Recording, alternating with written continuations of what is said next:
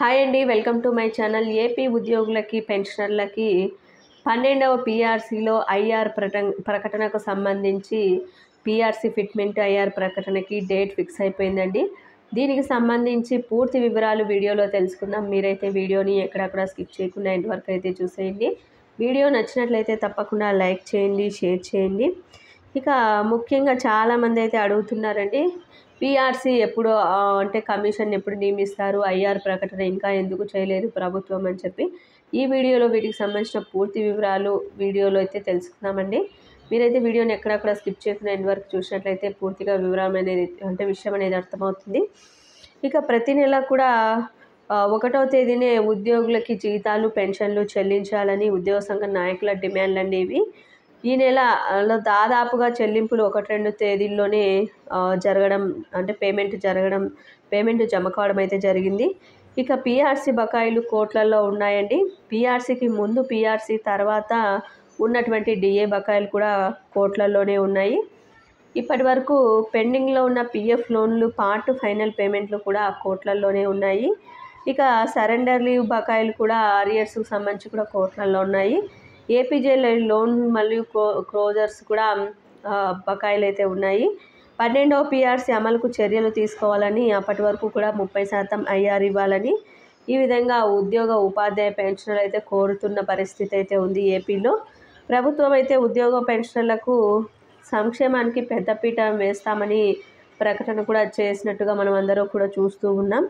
అయితే PRC commission ప్రకటన ఎప్పుడు అని కనుక ప్రశ్నించినట్లయితే ఉద్యోగ ఉపాధ్యాయ పెన్షనర్లకి ఒక సూపర్ గుడ్ న్యూస్ అయితే రావటం జరిగిందండి. ఎందుకంటే 12వ పీఆర్సీ అమలు జరిగినట్లయితే ఉద్యోగ పెన్షనర్లకి భారీగా జీతాలు కానీ పెన్షన్లు కానీ ఇతర అలవెన్సులు కానీ ఏవైనా ఉన్నట్లయితే అవన్నీ కూడా మనకి పెరగడం జరుగుతుంది. మరోవైపు ఉద్యోగ సంఘాలతో చర్చలకు అయితే సిద్ధమవుతున్నారండి. ఈ కారణాలపైన ఏపీ గవర్నమెంట్ కూడా స్పీడును కూడా పెంచింది.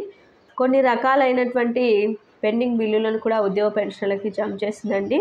ఉదాహరణకి జిఐఎస్ కానీ, గ్రాట్యుటీ కానీ, అదేవిధంగా ఎస్ఎల్స్ కానీ, కొంతమందికి అయితే పిఎఫ్ అమౌంట్ కానీ ఇవి కొంతమందికి జమ కావడం, మెడికల్ బిల్లులు ఇవి కొంతమందికి అయితే జిల్లాల వారీగా కొన్ని జిల్లాలకి జమ చేయడం కూడా జరిగింది.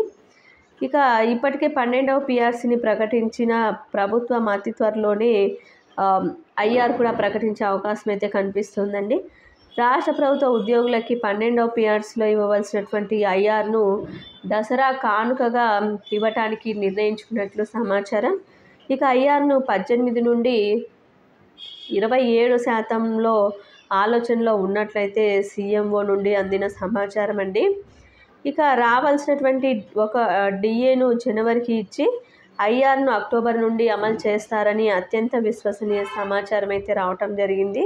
ఇక దీనిలో భాగంగానే ఐఆర్ 15 నుండి 25% ఇక పీఆర్సీ అమలు చేయాలని ఐఆర్ 15% నుండి 20% ఇచ్చి పీఆర్సీ అమలు చేయాలనేది అయితే ప్రభుత్వ ఆలోచన అండి. గతంలో 27% ఐఆర్ అయితే ఇచ్చారు, ఫిట్మెంట్ 23% అయితే ఇచ్చారు. మొత్తానికి ఈసారి కూడా 23%కి తగ్గకుండా ఇవ్వాలని అయితే ప్రభుత్వం ఆలోచన చేస్తుందండి. అయితే వీటికి సంబంధించి ఎంత ప్రకటిస్తే ఎంత ఆర్థిక భారం పడుతుంది ప్రభుత్వం పైన, ఎప్పటి నుండి అక్టోబర్ నుండి అమలు చేయాలనే అంశాలు అయితే చర్చ అయితే చేస్తున్నారండి. ఇక పీఆర్సీకి మనందరికీ తెలిసిన విధంగానే 5 సంవత్సరాలకు ఒకసారి సవరించడం జరుగుతుంది.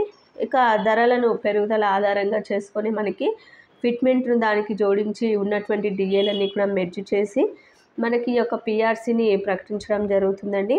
పీఆర్సీ అంటే మనకు రావాల్సినటువంటి ఉద్యోగులకు రావాల్సినటువంటి అలవెన్సులు అన్నీ కూడా పెరుగుతాయి, జీతం పెరుగుతుంది. ఎందుకంటే డిఏ కొంచెం ఇప్పటి వరకు ఉన్నటువంటి డిఏలన్నీ జీతం అంటే బేసిక్లో మెర్జ్ అవుతాయి. దానికి సంబంధించి కొంత ఫిట్మెంట్ ఇవ్వటం వల్ల జీతాలు అనేటివి పెరగటం జరుగుతుంది. అటు పెన్షనర్లకు కూడా అడిషనల్ ఫార్మ్ ఆఫ్ పెన్షన్ వచ్చే వారికి కూడా పెన్షన్ పెరుగుతుంది అధికంగా. అదేవిధంగా ఉన్నటువంటి డిఆర్ అంతా కూడా బేసిక్ పెన్షన్లో మెర్జ్ అయ్యి దానికి సంబంధించి ఫిట్మెంట్తో మొత్తానికి పెన్షనర్లకు కూడా లాభం అయితే జరుగుతుంది. ఈ విధంగా ఎటు చూసుకున్నా కూడా ఈ యొక్క పీఆర్సీ వల్ల అంటే 12వ పీఆర్సీ వల్ల అటు ఉద్యోగులకి ఇటు పెన్షనర్లకి ఇద్దరికి కూడా భారీగానే మేలు జరుగుతుందని అయితే చెప్పవచ్చండి. మొత్తం మీద ఖచ్చితంగా ఈ నెల 18వ తేదీన ఏపీ క్యాబినెట్ భేటీ అయితే జరగబోతుంది. ఈ యొక్క భేటీలో 11 గంటలకి ఉదయం సచివాలయంలో మొదటి బ్లాక్లో అయితే రాష్ట్ర క్యాబినెట్ సమావేశం అయితే జరగనుందండి.